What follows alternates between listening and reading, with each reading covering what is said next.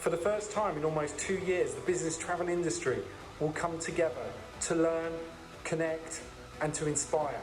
I'm looking forward to networking with people from all over the world, all the different cultures, so that we can learn and share together. Learning and evolving towards what will be critical for our industry in the future. Our industry is built on relationships. I'm thrilled to be attending the GBTA convention in person. In person. In person. In person. In person.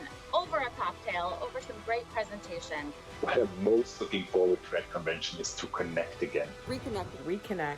Real life connections. I cannot wait to meet my colleagues and make those new connections face to face. Business needs travel, and so do I. GBTA Convention 2021. It was a long road. Let's get back to travel. Let's get back to business. We are so glad you're here.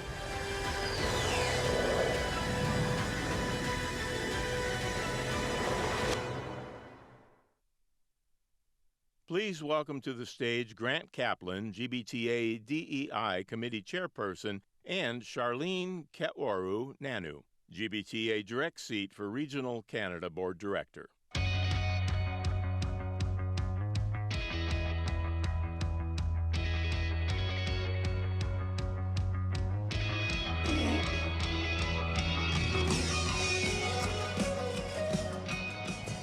Good afternoon, everyone.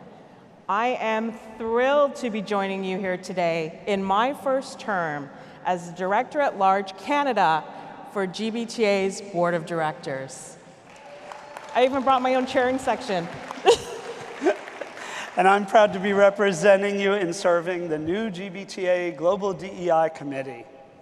Charlene was in our first group of Global Vice Chairs for the committee, and we're very proud that she agreed to serve on the board.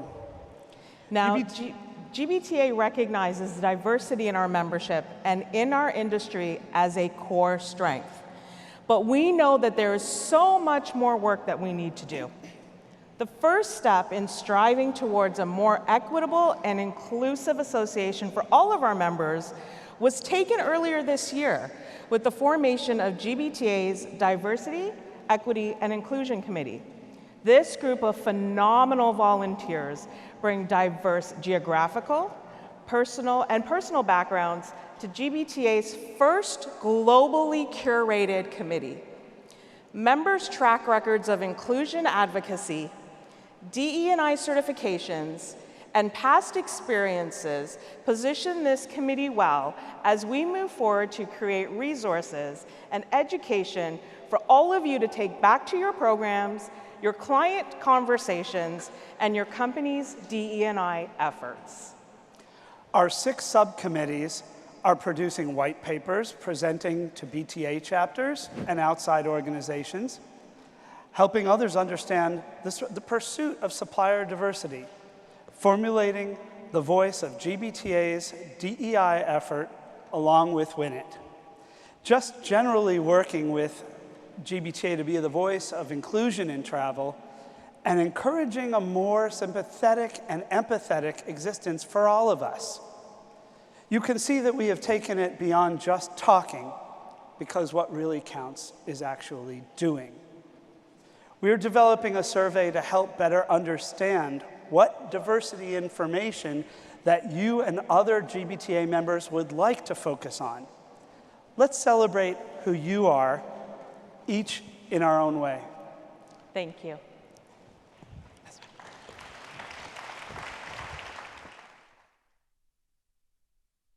Please welcome to the stage Mick Lee, WINIT by GBTA Chair and GBTA Board Director.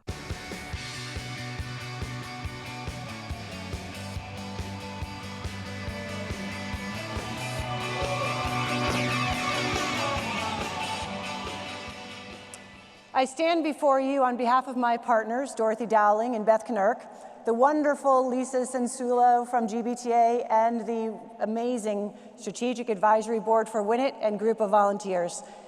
The Strategic Advisory Board is a collection of women and men who are game changers and leaders in their space.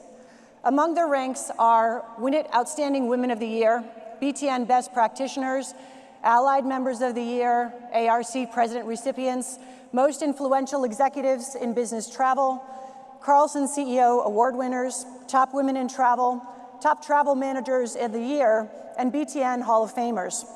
We would like to extend a special thanks to Melissa Mayer and Tracy Mercer for their years of service with us. WINIT is focused on achieving equality, and that all starts with awareness. We are 18 months into the pandemic, and women in the corporate arena are even more burned out than they were last year. Despite this, women leaders are stepping up to support women and men employee well-being and diversity efforts, but that is often not being recognized. Women did make gains in representation in 2020, but burnout is still on the rise. Only 1 in 4 executive leaders are female. Only 12% of P&L-focused roles are filled by women, and fewer than 6% of companies are led by a female CEO. On the surface, the travel and tourism industry is leading the way when it comes to gender diversity, with women representing over 50% of employees. But hidden in plain sight is a different story. Female representation falls to 40% at mid-level management and 33% at the senior executive level, above which there is still a very dense glass ceiling at the senior management levels and the C-suite. All of this despite a growing body of research proving that fostering diversity at all levels is not only the right thing to do, it is good for business. Consumers are increasingly making choices on where to stay and who to fly based on company records for diversity. Employees want to work for an organization that is visionary and inclusive. And investors realize that to achieve full revenue potential, a company needs to employ a team that is representative of its consumer base. Now, some women at the top are putting noticeable cracks in the glass ceiling, but there aren't enough female colleagues coming up behind them. Now, the good news is that the push to disclose diversity data is going to gain momentum post-pandemic, and companies who do their part to move the needle and to course correct will win in the long run, and WINIT will help us get there. We share all of this with you today, not to be negative, but to be transparent. We know what we need to do, and only through awareness of where we are will we be able to get to where we need to be. Now, not everyone wants to be a CEO, not everyone wants to be a manager, and WINIT is not about seniority, or WINIT is not about a title. In fact, our motto has always been to leave your business card at the door. We are all equals in this space. Our job at WINIT is to ensure that nothing and no one stops you from becoming your best self, your definition of your best self. In 2022, we are launching WINIT Reimagined, based on 3 fundamental components that we believe are critical to our success. Inspire. Since 2014, WINIT has served to help women understand the power we already have. Ignite. Raising awareness to help everyone understand the role we all play in gender equality. Invest. This is not a short-term problem with a quick fix, but a business-critical imperative that requires investment of our time, our funding, and our attention. I welcome you to WINIT 2022, with 5 key pillars of programming, each led by a member of the board that we named Glassbreaker, which we think is a title that is appropriately aligned with our mission.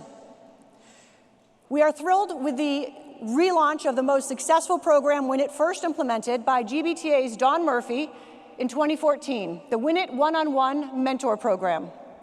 This pillar will be led by Glassbreaker Mary Ellen Hess, Program Manager Jane Pearsall, and a team of subcommittee members focused on creating an automated one-on-one mentoring relationship designed to complement the highly successful GBTA Ladders program and create a one-on-one mentoring program overall. This virtual program will be based on a self-selection process where mentees specifically pick a mentor that has the experience that they are seeking.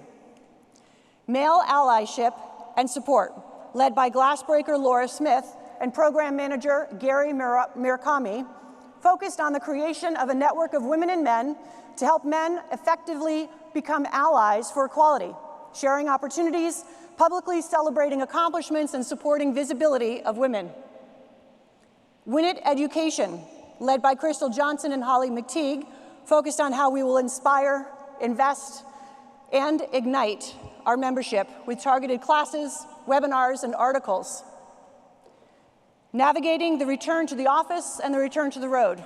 This is something on all of our minds for 2022, and this will be led by Patty Huska and Kristen Ahi, focused on defining what this means to women in the workplace. And finally, community collections.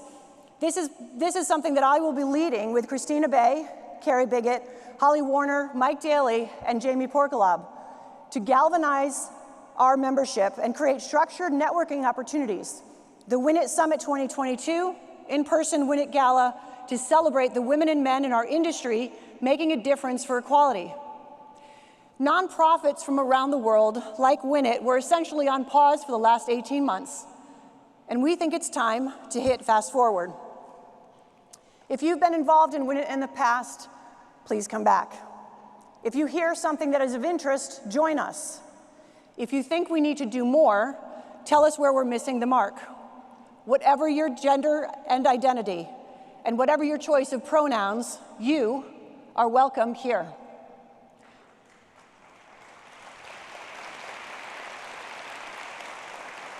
Watch for a survey next week to ensure we know exactly what is on your mind.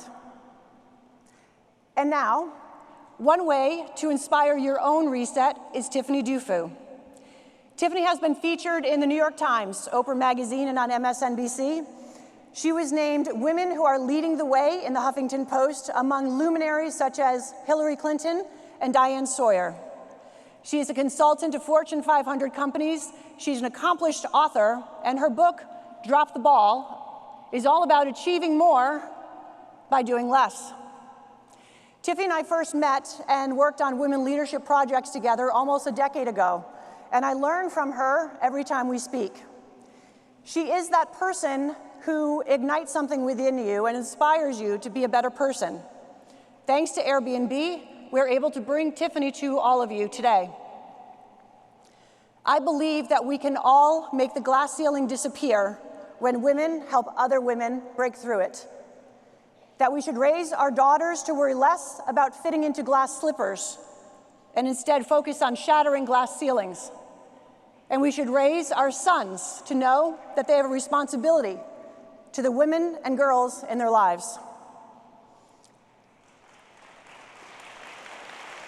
And so, on behalf of Dorothy, Beth, and me, here is to shattering the glass and dropping the balls. Everyone, I'm pleased to bring you Tiffany.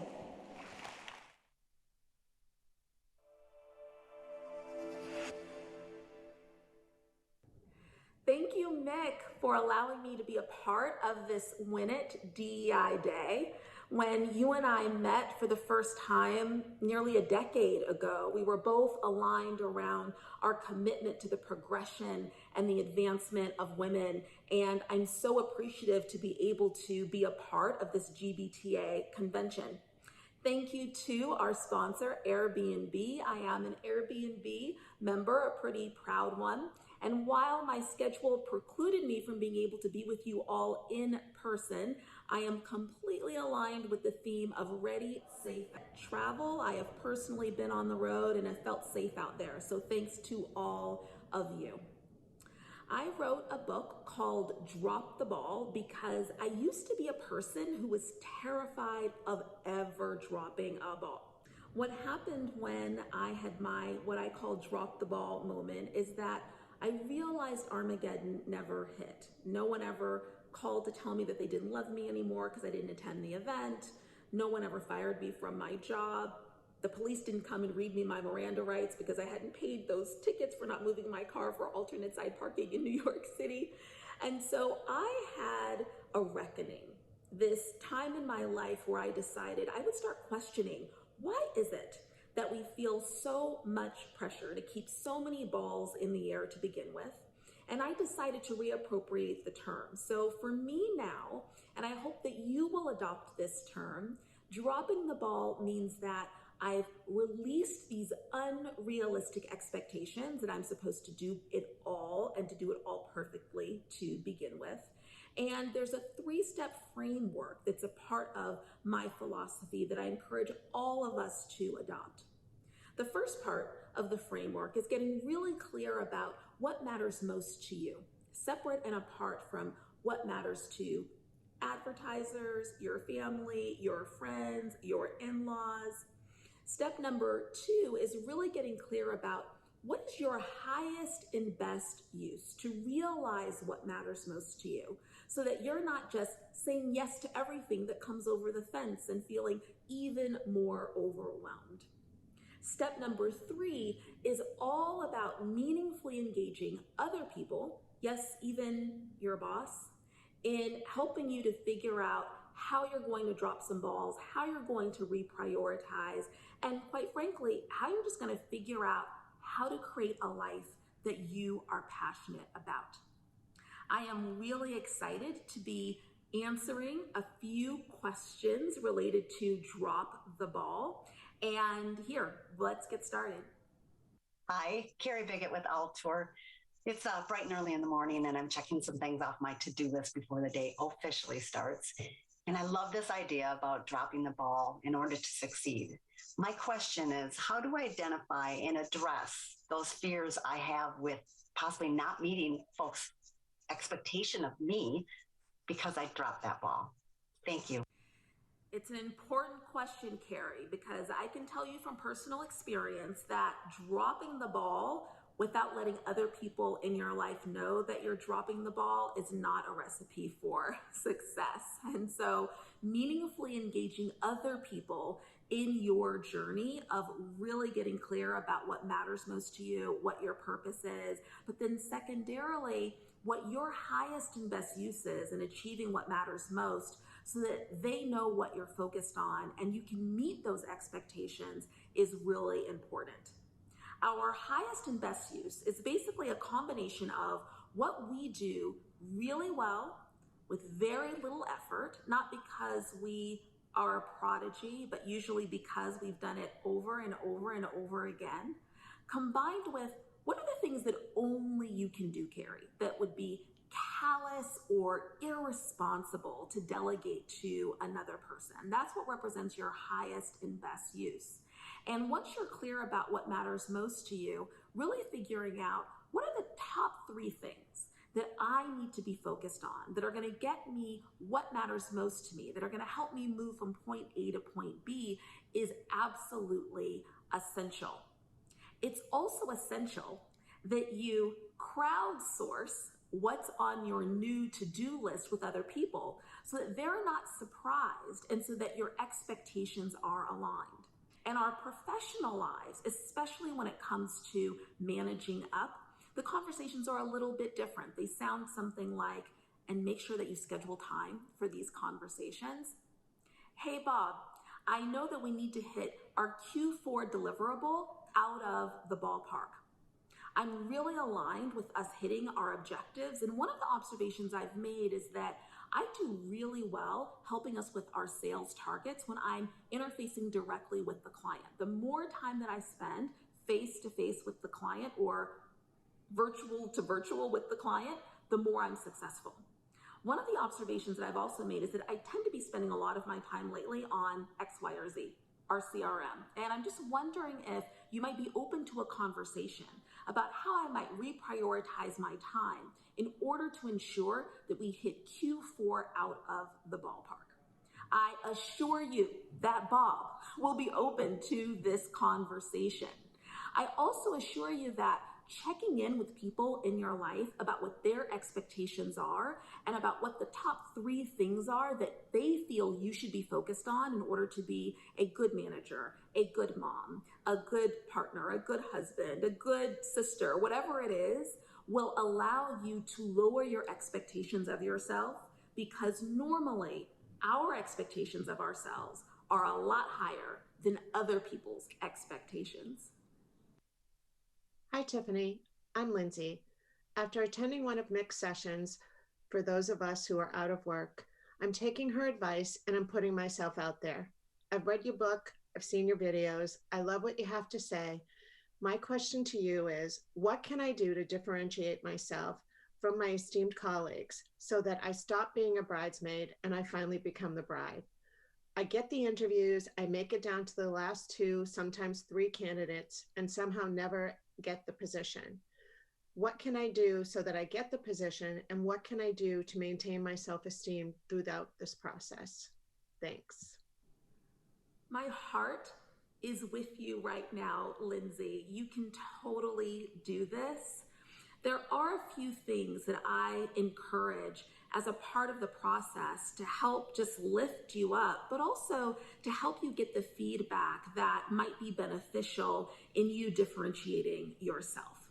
Feedback is a gift, and it is one of the most difficult things to get, especially during a hiring process, but doing so and looking at the patterns of the feedback that you receive, I think is going to be so key here.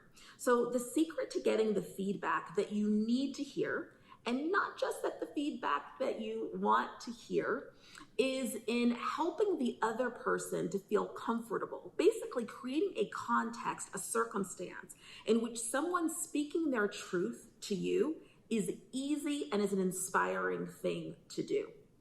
The first step is to communicate to the person how important feedback is to you. So before you even end the interview, you want to say to the person, listen, I am on a journey. Whether or not this opportunity works out, I am so driven to grow and to learn. And I'm hoping that you might be able to share some feedback about this process so far that I can use for the rest of my journey. A couple of years ago, I was in a hiring process, or a couple of years ago, I was on the job and someone gave me feedback that X, Y, or Z. Make up feedback that you've received in the past and then tell them. It was so helpful to me to get this feedback. I was able to really shift how I show up in meetings, how I show up to my colleagues, and it allowed me to be successful for the rest of my trajectory in that role. So if you could be just open and honest with me and share with me your perceptions about how I've done so far, it would mean the world to me. So asking for feedback by giving examples of someone giving you feedback, especially if it was tough feedback in the past, and how you were able to adapt yourself, your behavior, your mindset based on that feedback, inspires other people to feel like, wow, if I invest in this person by giving them feedback, I'm going to get a return on the investment, and maybe someone else will too. In terms of your own energy and keeping your enthusiasm up despite what feels like rejection, I highly recommend affirmation. My mother taught me the power of affirmation, Lindsay. She used to look at me every day when I was growing up, and she would tell me, as if it was the first time that she had ever told me, Tiffany, you're so smart. You're so beautiful. You're so loved. And I now write down any positive feedback that I get. And I always have my affirmation cards at the ready. Anytime I hear that voice in my head saying, Tiffany, are you sure you should be doing this? You know, you're not really qualified to do this. I pull out one of those affirmation cards and remind myself, and I'm going to remind you right now, Lindsay, you are so smart. You are so beautiful. You are so loved. You can do this. Hi, Tiffany. My name is Carmen Smith with ICF. And I have to admit, I dropped the ball. I don't have your book yet, but I am going to get it. My question to you today is, now that I'm on the other side of my career, how do I balance personal options and personal planning with still being able to do my job and being able to make those contributions within the industry? Thank you. That is such a great question, Carmen. And first of all, congratulations for being on the other side of your career. My life's work is advancing women and girls. That's pretty much why I'm on the planet. And I share that because life is simpler when you know why you're here. Wherever you are in your career, having clarity about purpose, helps you to get really clear about what matters most to you, whether that is creating a sustainable planet, whether you care the most about education, about healthcare, about ensuring that we get from point A to point B safely. And one of the things that's very helpful is having clarity about your purpose so that you can align aspects of your career with what really matters most to you. If you're struggling with figuring out what matters most, one of the exercises I encourage people to do is a funeral visualization exercise. I know it sounds kind of morbid, but it's a very powerful exercise to do, imagining what you would want a family member, a friend, a coworker to say about you at the end of your journey. Imagine that they're eulogizing you. It's very important because at the end of your life, you don't want people standing up and saying, well, you know, she got this promotion and that promotion. You want people likely to stand up and say something about the impact that you created in people's lives and in the world. And so part of the balance of my personal life, my professional life, what is happening to me with my family and friends and community, and what's happening to me with my career is figuring out the forest from the trees, really getting clear about your purpose so that you can align everything up to that. Good luck, Carmen. One of the things that Mick asked me to mention, and that I think is such a compliment given the relaunch of the Win It one-on-one mentoring program in 2022, is my company, The Crew. Our tagline is every woman needs one. And the way that The Crew works is that our algorithm matches you with a small circle of women that become your accountability partners and help you to realize your life goals, whether that life goal is aligning your personal and professional life, whether it's ensuring that other people in your life are clear about which balls you're going to drop, or whether or not your goal is to pursue another opportunity. We are 90% more likely to realize our goals if we have both spoken them out loud, written them down, and told a group of people. And number two, if we regularly check in with those people. I encourage you to check out The Crew. You can do that at thecrew.com. If you're someone who needs some affirmation and some support, please join us. I am so happy to have known Mick, to be working with all of you, and to have had an opportunity to participate in this Win It GBTA convention. I want to give a shout out to Mick's partners, Dorothy and Beth, and to thank all of you as you work so diligently to ensure that our country, our world gets back on track and that we can travel safely. Get out there, take those risks, and drop some balls. Bye, everyone.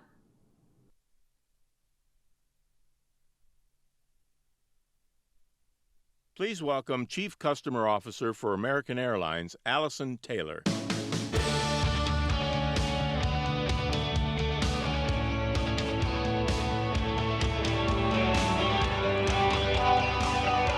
Hi. Oh my goodness, God damn it, I'm so pleased to see you all. What a 2 years we've had. Thank you for being here. And thank you for your confidence in the return to travel. And I'm just so delighted that we can be part of that. And to all of you, I hope that your family and friends have been okay during this very confronting time. But we are back to travel, as you can see, with over 3,000 attendees. And I want to say a very big thank you to Denise, our president of GBTA, and also to Suzanne, our CEO, for making sure that GBTA happened during a very important return to travel year. Thank you so much to both of you. I really mean it. And as we talk about the return to travel, we have in Thanksgiving week, just American Airlines, 5,000 plus flights a day throughout Thanksgiving to 300 destinations and over 45 countries a day. So thank you for helping us make that happen. It's great to have all our planes back in the skies again. And I wish you all a happy Thanksgiving. And I know that coming from an Australian might sound very odd, but as I was saying to Rita yesterday, I think Thanksgiving is one of the best holidays you can have. I love everything about it, and I think this one will be extra special. And I really look forward to seeing my son after 2 years in Australia at Christmas as well. But what a time this has been, but thanks for being here. And what we're talking about today is very near and dear to my heart. And I know very much so with Mick Lee and everyone else that will be on stage today. And I'm just a prelude to a very important discussion with Cedric Rockamore, our head of DEI and people at American Airlines, Adrian Porva, and also Ace, who will be up here talking about the DEI. Inclusion, racial equity is important to American Airlines. And like all of you, we're on a journey. We're not perfect, we're not there. But I think that probably applies to most of us in this room. And so what we did 2 years ago is we asked some very powerful, influential, knowledgeable community leaders who are Black to help American Airlines.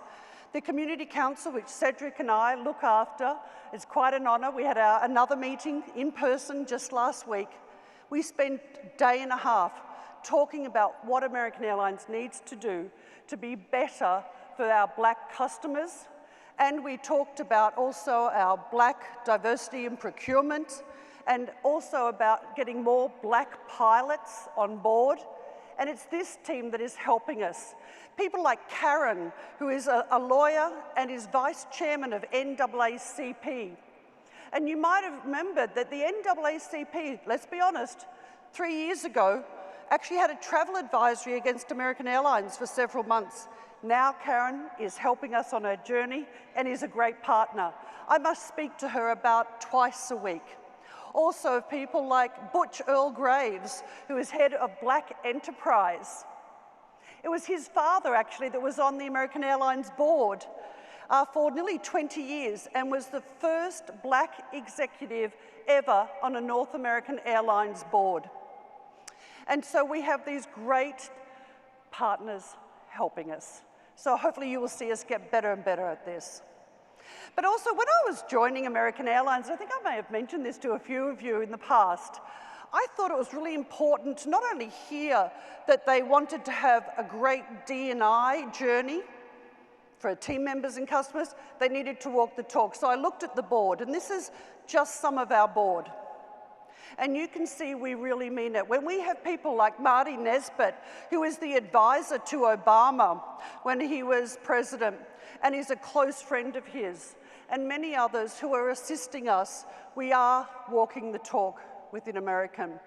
In fact, we have the 3 most senior females in aviation at American Airlines, other than the CEO of Air France, who is also female, which I think is fabulous.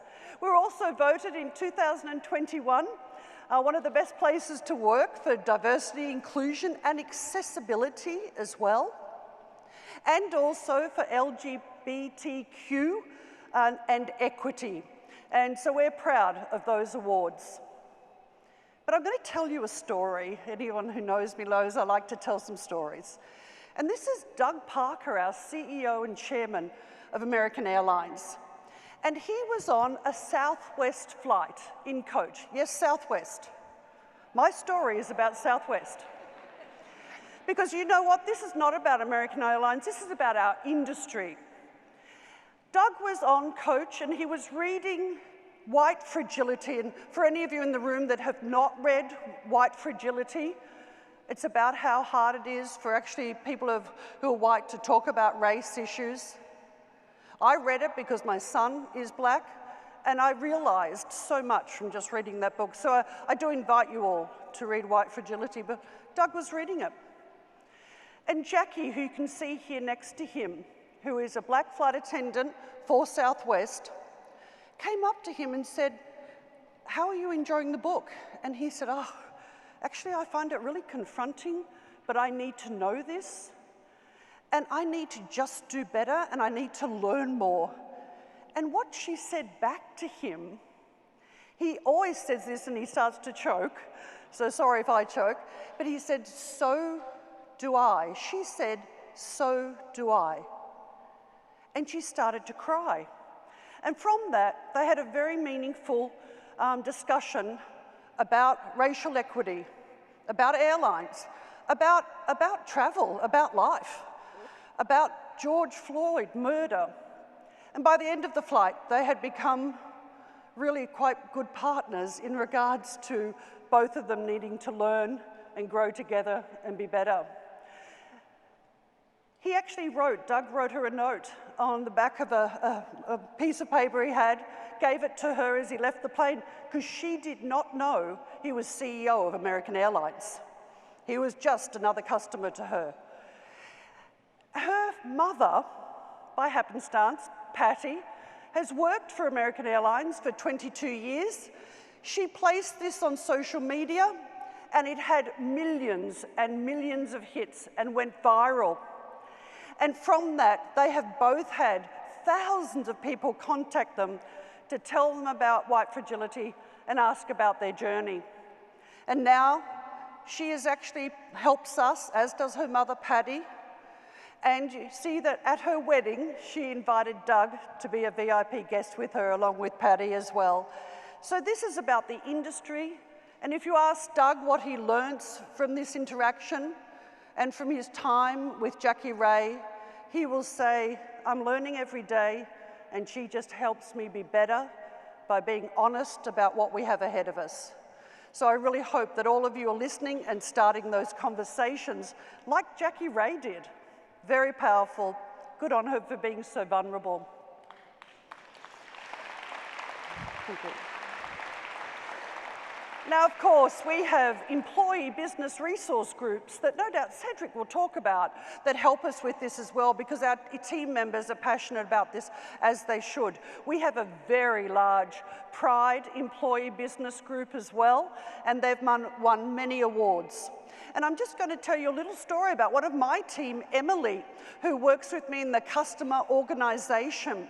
I have around 10,000 team members now reporting to me, and I've been amazed how people will share their stories actively because they want us to get better at it. They want travel industry to get better at this.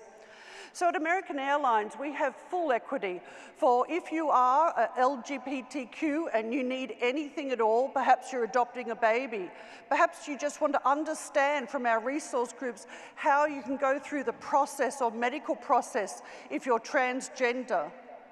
We actually enable that and provide all the information. And Emily here is doing a reveal. She said she was so nervous the first time she contacted our people department, called Accolade, to ask about what she needed to do in order if she was to have a baby and would she get time off.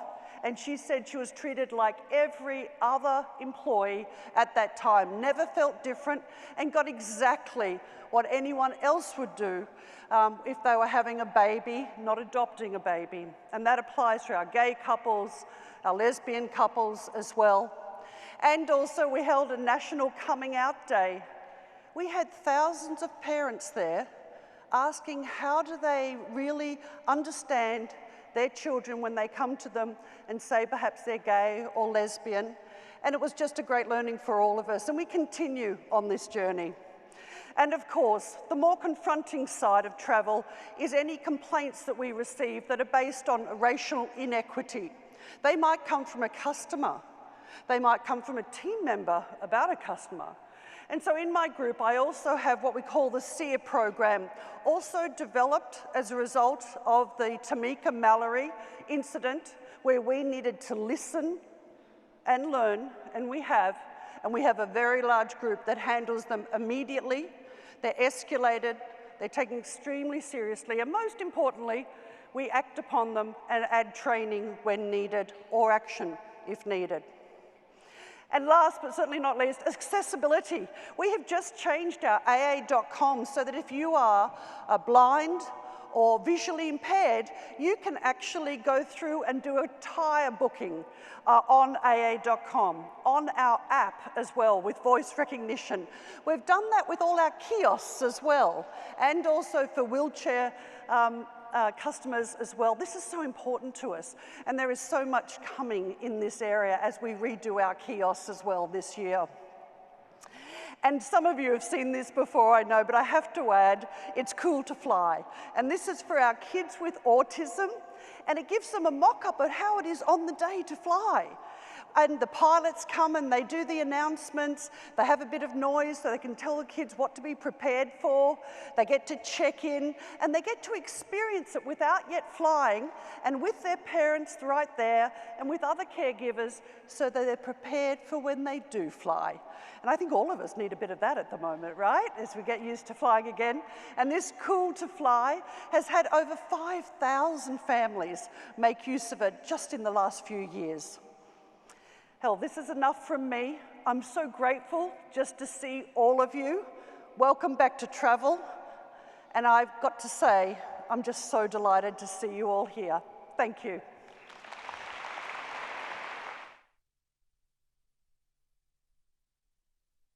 Please welcome to the stage from Envoy Portfolio, Adrienne Cole-Johnson, engagement expert and consultant, and Ace Callwood, director.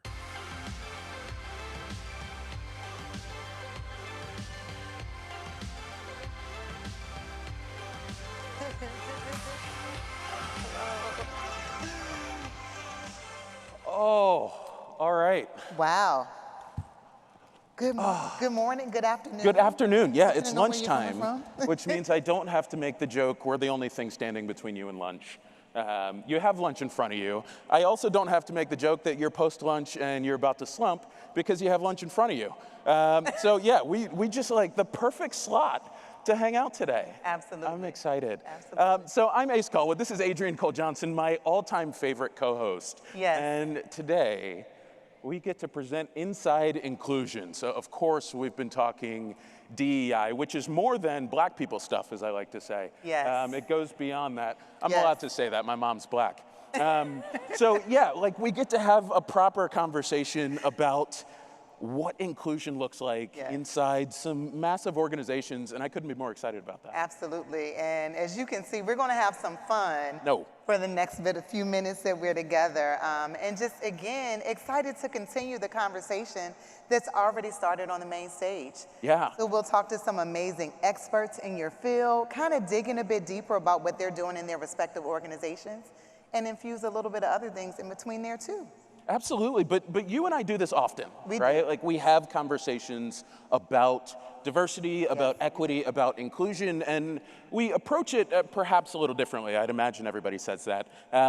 From our perspective, it's not necessarily about anything but humans communicating with humans. Absolutely. Right? And like that for me is what global business travel is about. It's putting people in the same room, it's getting them there, the logistics, the behind the scenes, all of the unsung heroes that get folks to be in the room with somebody else and have that face-to-face, interact human to human. And that's really what I want to unpack today. Absolutely, and I've heard it a lot this morning, but it starts with connection, right? Yeah. How do you connect in those one-on-one spaces in your relationships to move the needle along? So connection is like my word, as you know, one of my C's.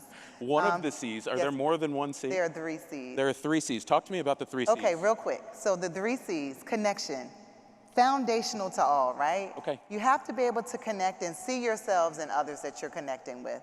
The second is communication. And so not just saying it, but how you say it and when you say it, how you deliver it, right? I'm from the South, so it's a lot of all of that goes into Wait, place. so from the South, what if I said bless your heart? You know what that That's means. a good, all right, so clearly you're familiar with Do the you rules all and know what that means? regulations Maybe. of Hey, the South. I see a few The hands. Southerners in the room are like, yep, that doesn't mean anything good, right? And so it's not just what we say, but it's how It's we how say you it. say it and when you say it and how you deliver it, right? Okay. Because how you feel, that's what you're really thinking about. How do you want to feel when you're having the conversation?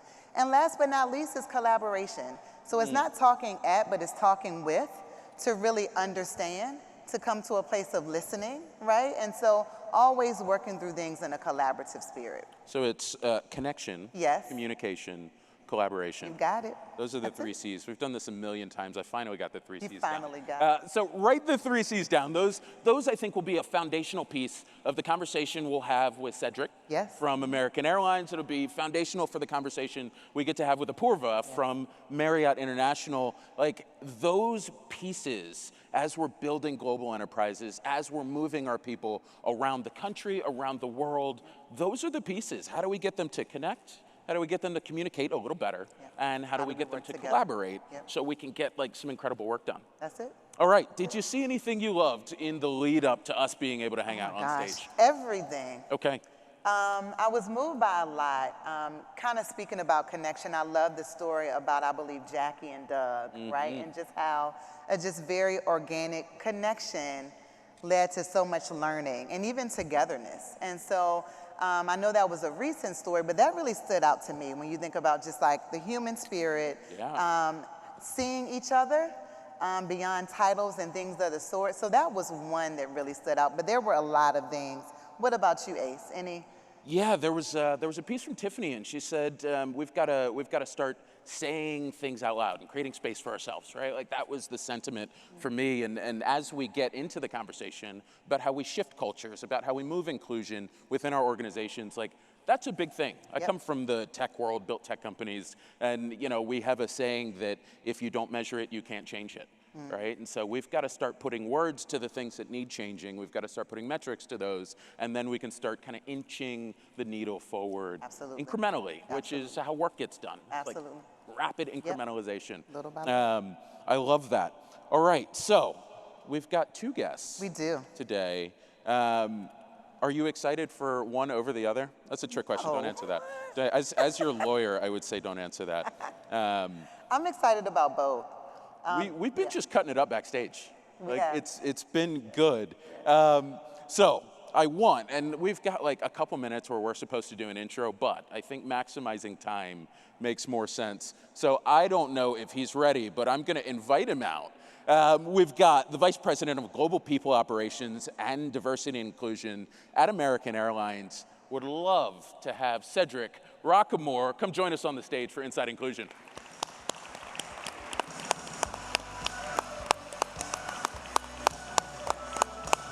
I'm gonna pass out a handshake. Welcome. Come on out. How you doing? Good to see you. Good to see you again. It's been so long. Again, yeah, it's been all of 5 minutes by the clock down here. Seats are low. Right? They're good. They're good. So Cedric, we've been hanging out for like a half an hour. We had a fair amount of prep leading up to this, but it's almost like the last 30 minutes of conversation are the fun bits, like how we ended up here on this stage talking about inclusion. And I'll start with you're a D&I guy now, but you come from the ops world. Like you know how the people on the ground are getting work done. So you were at BWI back in the day. I think you were at Reagan for a bit, Philly, Dallas. You've kind of been all over the place, and you've seen boots on the ground. So talk me through how you ended up in this position. Yeah, so as you mentioned, I started out my airline career at airports, and that is what really compelled me to get in the industry. So I'm not the guy who's an aviation guy. Like people say, well, what's your favorite aircraft, right? It's the one that gets me there safely. How about that? So I'm not that, but what I am is the people part of it. If you're in an airport and you're walking through, in some of our larger airports, you can have on any given day 80,000 people transiting, and so I'm an energy person.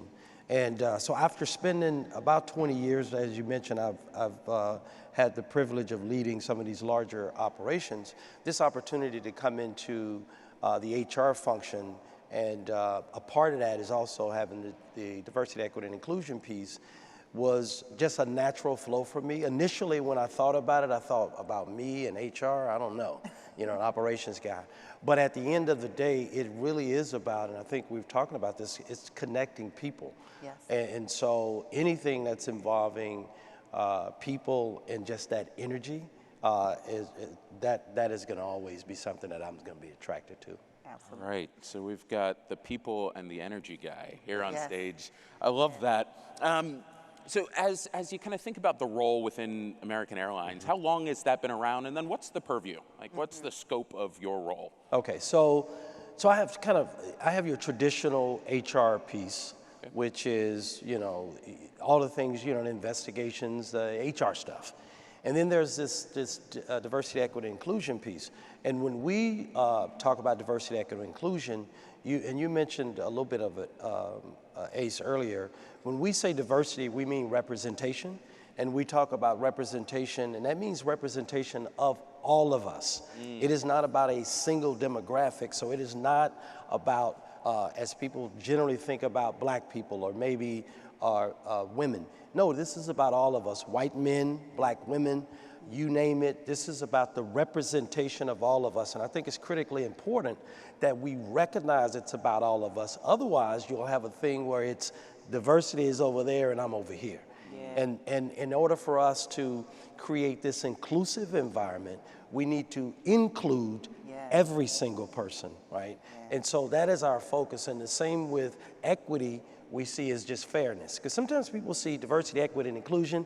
These words get lost in the mix. But equity, just talked about diversity as representation. Equity is about fairness. We can wrap our brain around fairness. It's about fairness of opportunities, of resources, just fairness. And then that last piece is inclusion. That is about belonging, this sense of, do I belong here? Do our customers, do they feel that they belong on our aircraft? Do our team members feel that they belong on the team? And so our work is really centered around this thing around representation, this thing around fairness, this thing around belonging. Yeah, I love it. And Adrian, I want to jump into the... you see that? Can I jump in? Please. Okay. You see that, right? You're like, I like that. I love that you all took the time to really define what the words mean. I think because you hear DEI so often, sometimes we glaze over it. We assume that we know and we assume that we're on the same page. So I love that. But one thing that we chatted about earlier, I love to bring here is when it is about all, how do you decide where to start, right? And I know you talked a bit about some of the metrics you all looked at, and just if you can share a little bit about how you even decide where to start and how you even guide that with strategy within the organization. Right, thank you. So first, when we talk about this work around diversity, equity, and inclusion, I was in a panel of maybe a month or so ago, and the subject was progress, not perfection. And so I think we should always first think about inclusive and representation and this fairness thing is making progress and not getting ourselves bogged around this thing around perfection. And so what we, obviously, much like the folks in this room, we're a very data-driven organization, right? And so when we look at the data, you talked about what get measured to get done.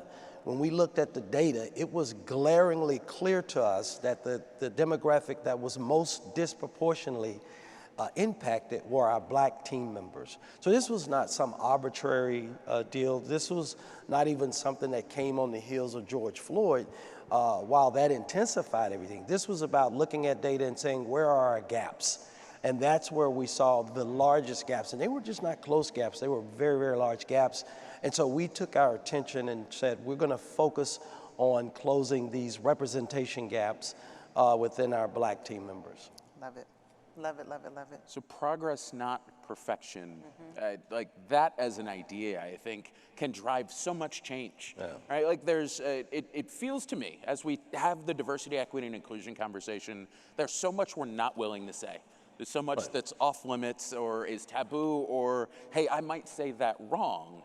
But if we reframe the, hey, we're here to make progress, that means we're going to misstep, we're going to miss the mark. And if we do that, and if we've created a culture where we can, then perhaps we can make some progress and we can start moving forward. Like, how do you shift culture there from, I say the wrong thing, it's an HR issue, to, hey, if it's coming from a good place and recognizing that impact over intent is really important. Like, how do we shift the culture to create space to have hard conversations and maybe miss the mark? Yeah, so our strategy really is based on three basic pillars, excuse me. So 3 pillars. The first pillar is this thing around listening and relationships. And Allison was just out and she talked a little bit about some of the relationships that we built over our journey, and the part around listening. Yes. And so in order for you to listen, you have to create a safe space. I mean, there is no way that we will get to the kind of progress that I think all of us desire without people feeling that they are able to say what's on their mind. And then if it's and then we have to accept that in the spirit of which it was given, right? If it's I'm just trying to understand it, I'm just trying to make sure that you understand where I'm coming from. I'll give you an example. For me, I'm a 60s baby, right? So a lot of the things that are now things that we've progressed to are new to me. And so, for instance, the transgender piece, we have a transgender leader that I spent some time with. And the first thing I said to her was, listen, I just need freedom to be able to speak. And then you can tell me, hey, Cedric, that's offensive. Yeah. Because the spirit of it is for me to learn. And I can't do that if I'm afraid that I'm going to say something that, while it was an intention, well, it was not received well. And then I can now know, as I go out to a broader audience, not to do that. And so she was gracious enough to allow me that free space for me to learn. Yeah. It's a lot of grace that comes into these conversations, right? Just owning the fact that I don't know what I don't know, but I want to learn and listen, as you shared. You talked about safe spaces, and it's so interesting when I think about the role of engagement.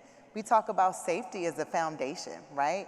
And then we go into, well, what does it look like to have a brave and bold space, right? And so that's when you bring in the belonging and some of the other things that you mentioned in your pillar, because not only are we creating that space, you're also looking at, okay, are people comfortable saying what's on their mind?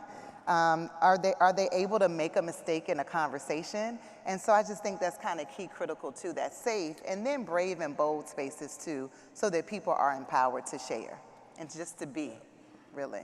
Yeah, I think it was, and Allison talked about our CEO, Doug Parker, and his own personal journey. And I remember when we did go through this NAACP travel ban that Allison mentioned, at that time I was out in the operation.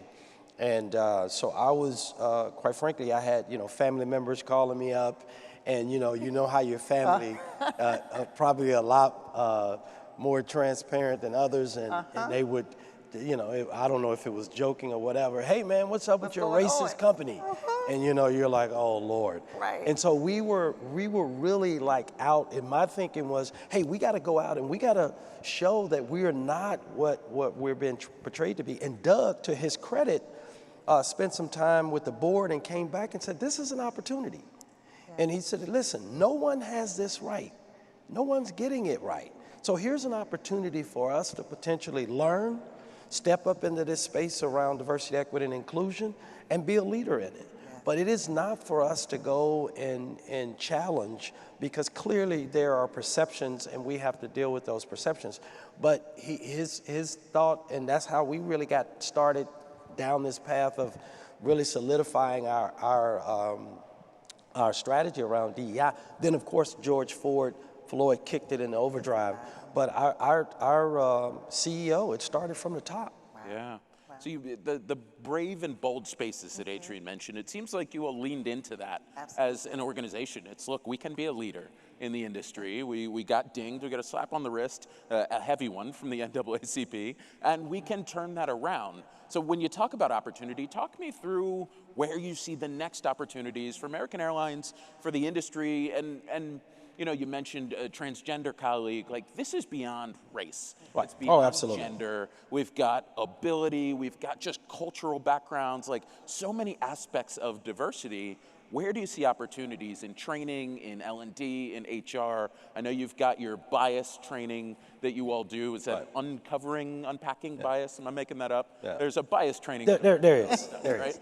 And so I'll just start by going back to my initial point of just remembering that it is progress, right? It is not perfection. And so we start again with our strategy. These listening sessions, incredibly powerful, because as you're listening, if folks are in a safe space, what you'll realize is that not only will folks share, and if to the extent that they're comfortable, if you walk out of a listening session and these are your first attempts to really unmask and get into how do you create a more inclusive culture, if you don't walk out of those meetings having had some awkward or uncomfortable pieces in there or periods in there, then you have not pushed hard enough. So this thing around listening is powerful, because also what's nestled in that those listening sessions are people will also tell you the solutions. Yes. They will tell you, here's what this looks like if it was done right or correct.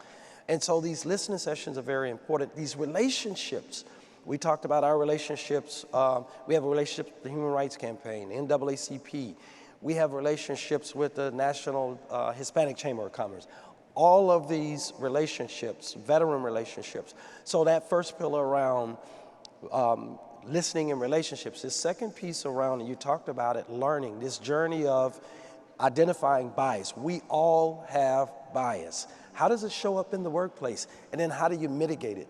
We're doing work around that. And this thing we call aligned values, but really it's a part of this second pillar that's really advocacy, right? How do you stand for what you feel are things that align with your values as a company? You have to speak on certain things. And certain things, maybe if you can't have an impact on it, you don't. But our organization spoke on making it easier to vote, not harder. We did not align with a political party. We did that because that's something that was important to our team members. And this is something that we spoke on because we felt that we could have an impact. We don't speak on everything, but some things we thought we could have an impact. The Crown Act, which was simply in 2021, you would be amazed to think that people are being discriminated against based on the texture and the style of their hair. And so as a company, we spoke out for legislation around the Crown Act. And so we want to advocate. And we know that there are a lot of times you can get a little heat when you decide to go out there, even internal from our team members. But we have to explain. We're not associated with a political party. We don't care who you vote for. We just think it should be easy to vote, right? And so those are the two pillars around that second pillar. And then the last one, which I think is one that I'm incredibly excited about, is this thing around representation. And this is what I talked about earlier about representation. And we wanted to be intentional around our representation. And when I say intentional, we're not talking about quotas, because when you get into that, that's a different thing. We are not interested in quotas. We're interested in representation. We're interested in having an organic representation. We're interested to know that this is about a business imperative. I always talk about we're very strong in South and Central America.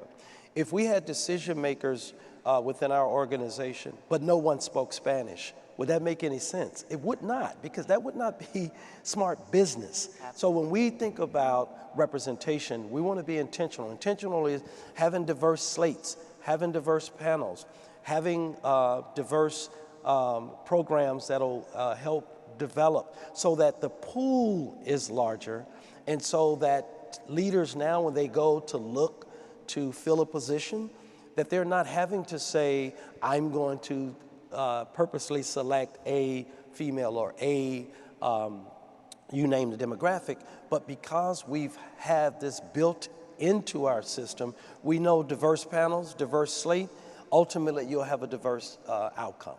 Absolutely. I love that. That brings us right to time, and I think landing that on representation not only tees us up for the next conversation, but gives us an opportunity to say thank you for representing American Airlines. Cedric Rockamore, let's give him a round of applause. Thank you so much. Thank you. Absolutely. Thank you. Thanks so much. Thank you. Wow.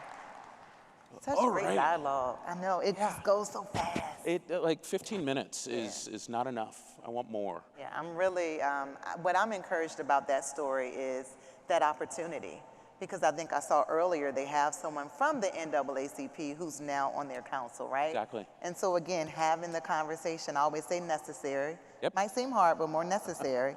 Having the conversation and doing the work. So just really inspired. I want to kind of contextualize that thing you just said, though, right? Like Adrian and I talk a lot about navigating difficult dialogues, to help executive teams, executive leadership teams work through tough conversations, but you have reframed that for me, and I'd like you to do that for the folks here and the folks at home, perhaps. Yeah, why have we reframed that?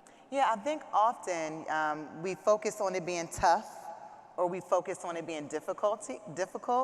And sometimes, for some of us, if it's tough or difficult, we will avoid it and we won't have the conversation. And so I focus on necessary, right? And so I think when you think of necessary, you're able to kind of walk through that uncomfortableness that we just talked about a little bit earlier to get there. I do it at home with my 9-year-old sometimes, right? I do it with my husband sometimes.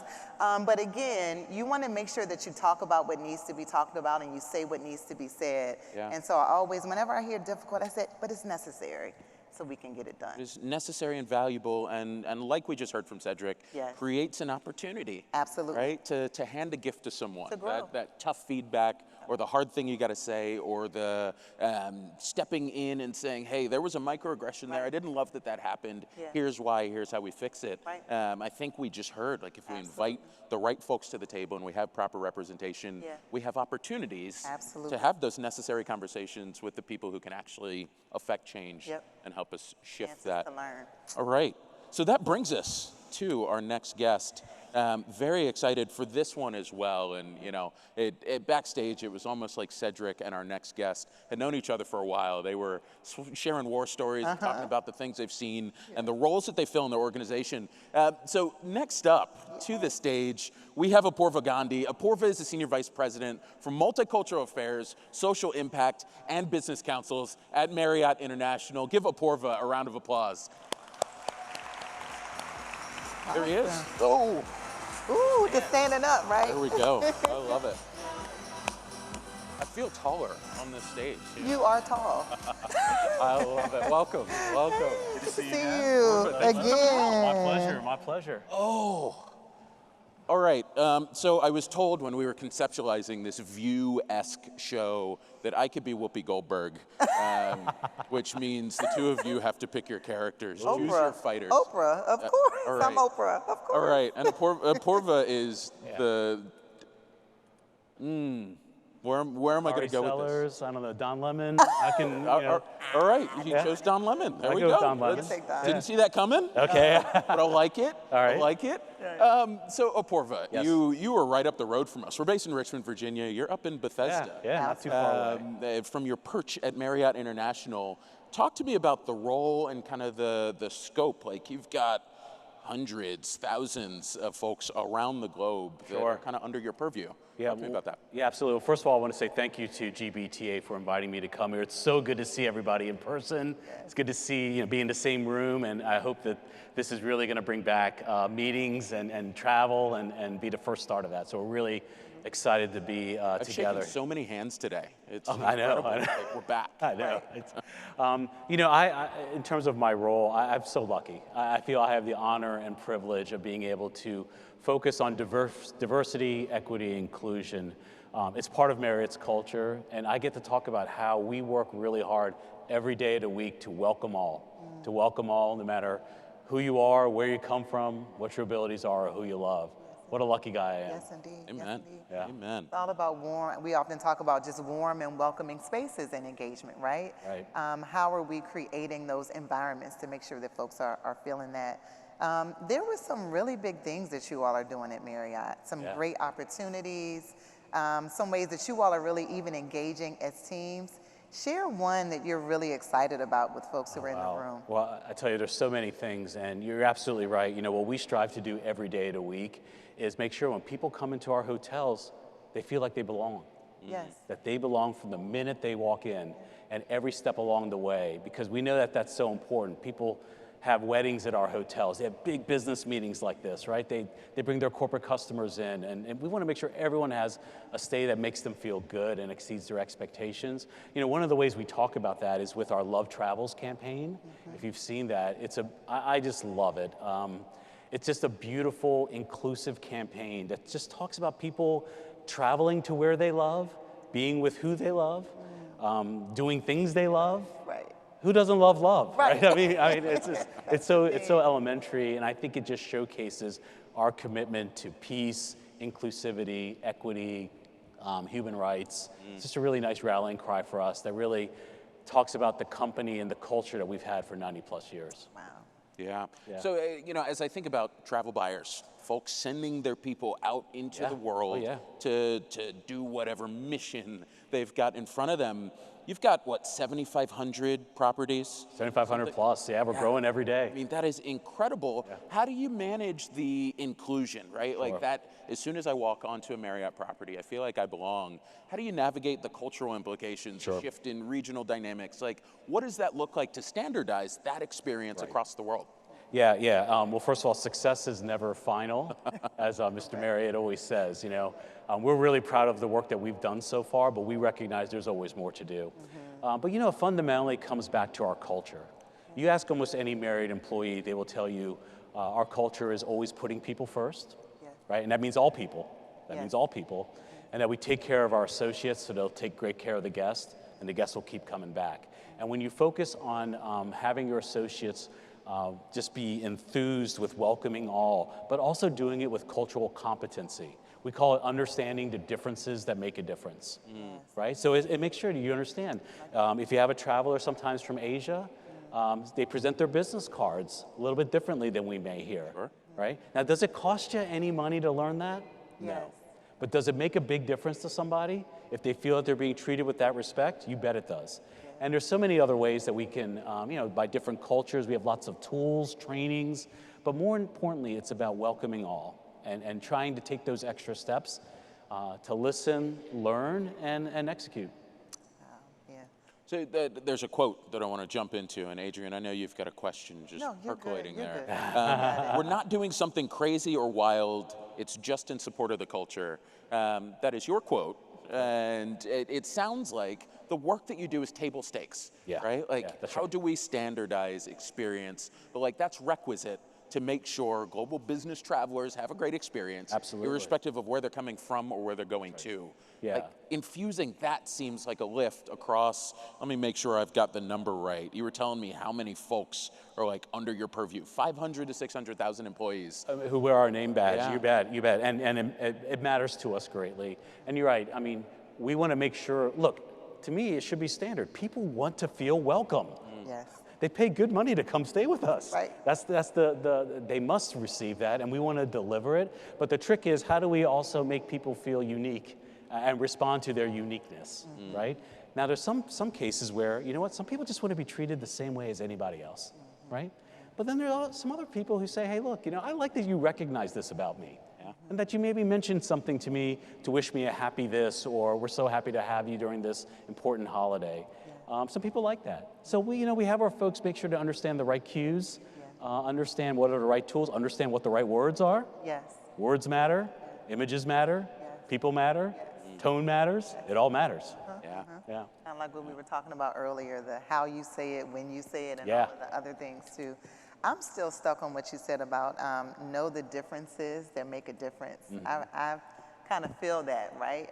Because it's really important to make sure that you're centering that person's lived experience, their perspective when it comes to that work. What I love that you all are doing is you're really looking internal and external, right? That's right. So you've kind of gone in and out even in this conversation about the work that you're doing with your staff and your team. But then also it's that external, like how a customer feels when they walk into your hotel. Tell me, is that are you doing that at the same time? Are the pillars the same? Are the principles the same? How does that work for you all? That's a great question. I would tell you, yes, we are doing them always. Yes. Right, and the pillars are similar, right? Because if you are a guest coming to one of our hotels, or if you're an associate who works in our hotels or on property, you still want to feel welcome, Yes. right? You still want to feel that you belong. We don't want people worrying, like we're back in high school. Do I fit in? Do I belong here? Come on. We're all professionals now, and we want people to not waste any brain space. Yes. So the answer is yes. We spend a lot of time. I'll give you an example. We have a campaign called Respect for All. Okay? And what that is it's talking about and showing situations that happen in hotels or in the workplace. And what is unconscious bias all about? Cedric, I was taking notes from what Cedric was saying. That was some good stuff there. But talking about, we all have unconscious bias. Doesn't make you a bad person, it just makes you human, right? But understanding it, understanding what does it look like? How can it manifest itself in microaggressions, word choice, missed opportunities to build belonging and relationships. So we do that with our associates a lot. And then by extension, those same tools can then be applied as they interact with our guests, and it all kind of fits together beautifully.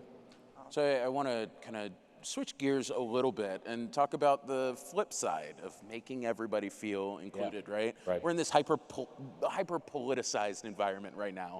And one of the things you and I talked about in prep is like, you've got some groups that come stay at your properties who might be diametrically opposed to another group staying at a property, right? Like you've got folks that are just boycotting because so-and-so is here, so-and-so is at a Marriott. How do you reconcile that? Like, what does that look like for you? Sure, that's a great question and a very timely one, I will say. I can imagine. Yeah, you're right. I mean, right now, look, everyone's antenna is up. Sure. But what I speak a lot to groups like this, and it's interesting, I speak a lot at universities. So you get a lot of young folks who are lovingly idealistic, if you know what I mean. But I always they're Coke drinkers and they don't want the Pepsi crew at the Marriott. There you go, right, there you go. And I can identify with that. If you're Pepsi folks out there, let's talk afterwards. Conversation about that. But what we say right? is, inclusion means welcoming people you agree with. Inclusion also means welcoming people you disagree with.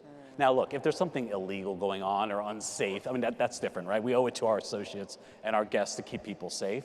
But you can't, legislate or you can't decide who's going to stay in your hotel based on their beliefs. And what are you going to do? Their agenda's going to come to a Purva Gandhi's desk, and then I'm going to review, okay, well, I like that, I don't like that, Right. And in some places, that is considered discrimination, right? So there are times where, yes, we recognize that there's a group that, we don't necessarily agree, but we don't want to discriminate with people like that. And so we have to include everyone. And sometimes it's a little tough, but the opposite of that would be to say, okay, we're only going to do business with these kind of clients. Now, back in the 60s, people used to say that, but it was in a different direction. Correct. You know what I mean? Correct. Sure. Right? So it's hard. Correct. Yeah, I would imagine quite a number of organizations are grappling with that right now, right? Who do we do business with, along what political lines, along what moral lines, so on and so forth. It's really hard, particularly with a massive organization. Like you've got representation, as Cedric talked about. He drilled that word in across the organization, along a bunch of different spectrums. That's right. That's right. And I was hearing Cedric talk before about, what do we stand up for? We stand up for things that matter to our associates and our guests. Voting rights. You bet we care about voting rights. Yes. Sure. You bet we are against things like the Asian hate issues that have against the AAPI community. Right, against the AAPI. I mean, that's personal to me, right? I mean, that's something that matters to me very much. After George Floyd's murder, I mean, we've been at this for a long time, and we recognize this has been going on for generations. But we spoke out because this was important to us, regardless of political affiliations and things like that. Yeah. I often think about as we're moving through, and I love the simplicity of the campaigns that you all have too, because it just kind of speaks to you. But we often talk about making sure those who are most proximate to the issue or the concern, making sure that their voice is there and that they have value. And it seems as if you all do a lot of just stakeholder engagement across the line. What does that look like for you all? Yeah, internally and externally. Absolutely. Yeah, absolutely. I mean, look, we are blessed at Marriott to be across the globe, right? We have folks from all walks of life, which is a beautiful, beautiful thing. Why wouldn't you want to bring those diverse and amazing and innovative opinions to the table? Let me give you an example. We do a lot of work with the disability community, right? And we say, hey, look, we want to understand, tell us about the travel experience from trip search online to check in to check out, everywhere along. We want to get that right. It's important to us for all the right reasons. So we engaged many associates with disabilities and said, give us your feedback. Tell us what you see. Tell us what we can do better. What are we doing well? We also engaged with some of our external diversity and inclusion partners, like Disability In is one, for example. Is there anything that you heard that you really liked, that you're doing now? Oh, absolutely, absolutely. So much it was about cultural competence. Okay. Here's an example. My best friend is deaf. My best friend is deaf. It drives him nuts when he goes to the front desk with an interpreter and the front desk associate talks to the interpreter. He's like, why are they looking at that person? I'm the one paying here. Yes. I'm the one. Right. And that was like, never thought of it. Yeah. And now we think of it. Yeah. And now it's in training. And now we're changing it. Right? But we would have never gotten that without this diversity of opinion and thought. Yeah, you got to have those conversations. And there's a way to do it, like Cedric was talking about, in a safe way, a careful way, and a way with good motive. Absolutely. Yeah. Absolutely. Good motive is a piece that I want to dig into, right? We talk impact over intent. Yeah. Right? Yeah. We say that a lot, right? Yeah. But we also say in the DEI world, assume positive intent.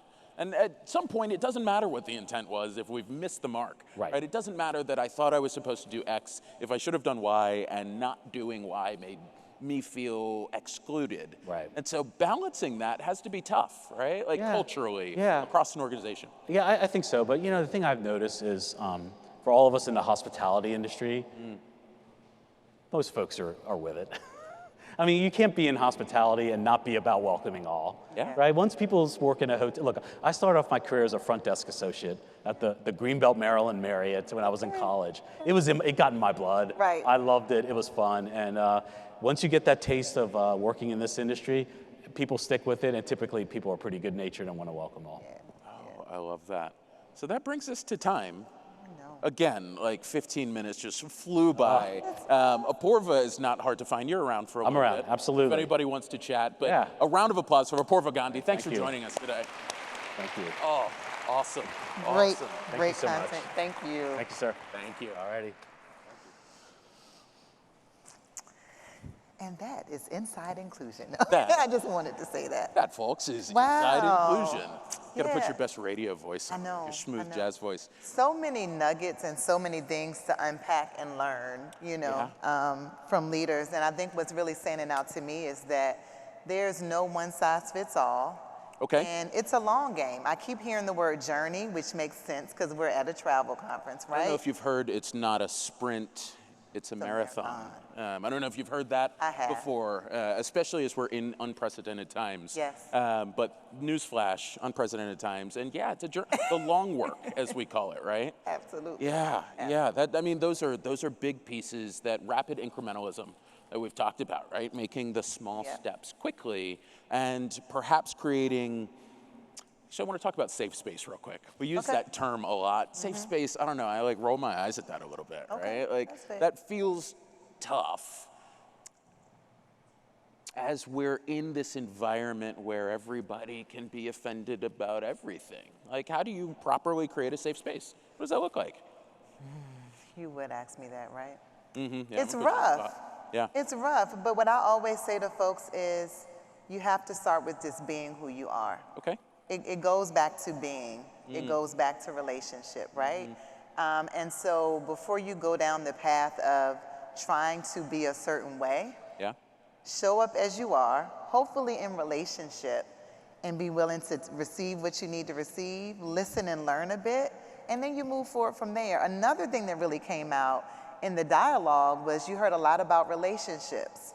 And a lot of impact was made through relationships that were in place, whether they were business relationships or personal relationships. And so I think it's important that we really center that relationship bit, even as you're having to create safe and brave and bold spaces too. Yeah, and that leads into mitigating unconscious bias. Unconscious bias came up in the Cedric convo. It came up in the Apoorva convo. For those of you who are hanging out, this is, I think, where I plug our 8 a.m. session on Friday. Adrian and I get to deep dive on the rest of everything we didn't touch on in what felt like a short half an hour with 2 guests, right? Yes. So we will be going deep on Friday Yes, indeed. into diversity, equity, and inclusion, and like some of the corners that we didn't properly get to explore today. One of those being mitigating unconscious bias. Absolutely. Right? Like the best way to do that is to form a one-on-one relationship from or with someone from a group that you don't necessarily normally typically interact with. Absolutely. Like that's actually the path to it. Yeah, and Friday will be exciting because some of what we're talking about we'll be able to do in a smaller group, right? Sure. Yep. Hearing from you all, you know, what's on your mind, right? And then hopeful to move the conversation along into some action and impact. So if you all see Ace this week, 8 a.m. is early for him. So if you have his number, just shoot him a text. You know, if you see him Thursday night, say something to him. 8 a.m. is a little early, but yeah, put you on the spot, so you returned to the States. I like absolutely. That. Well played, well played.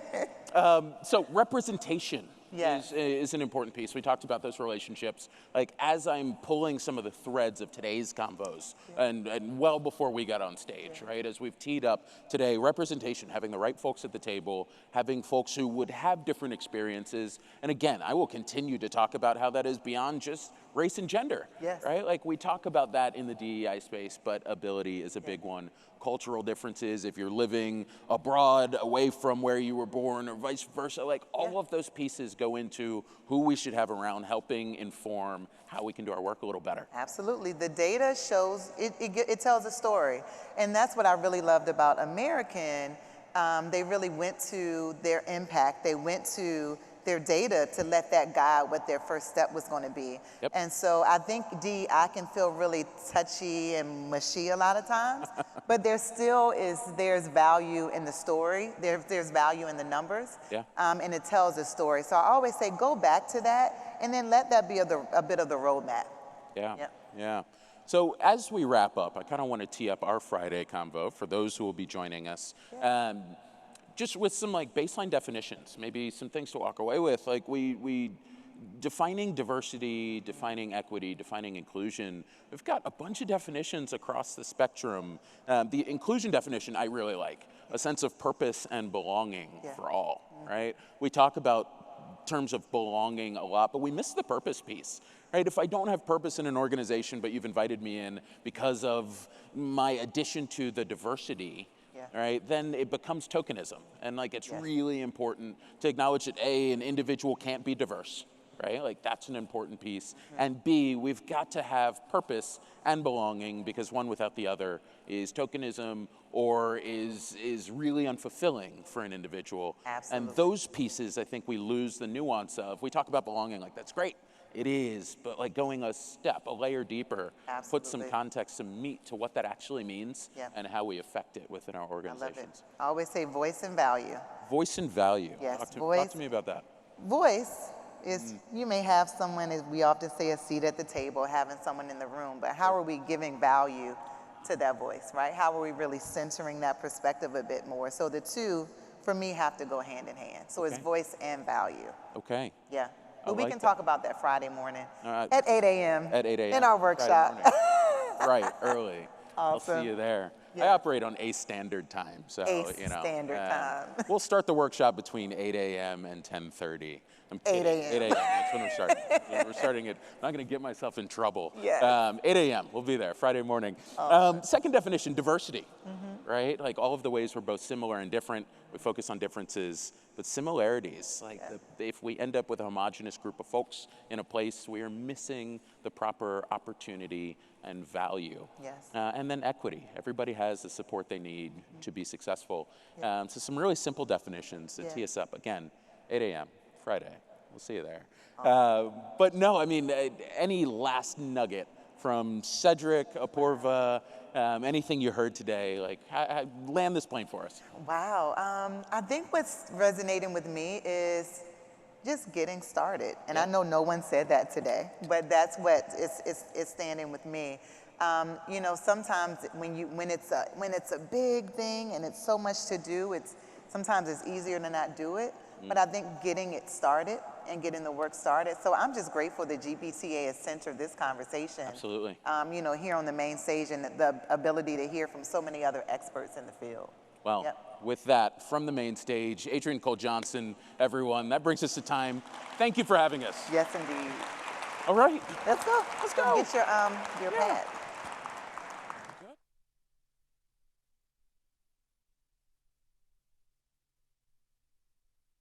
Please welcome to the stage Chief Executive Officer of GBTA, Suzanne Neufong.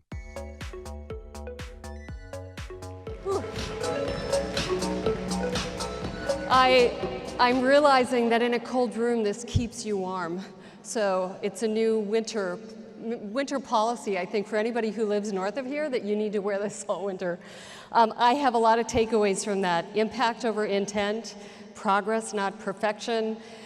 Cedric's idea of I'm in the energy business, I have to use that tomorrow in the sustainability panel, because we are all in the energy business when you're at a convention.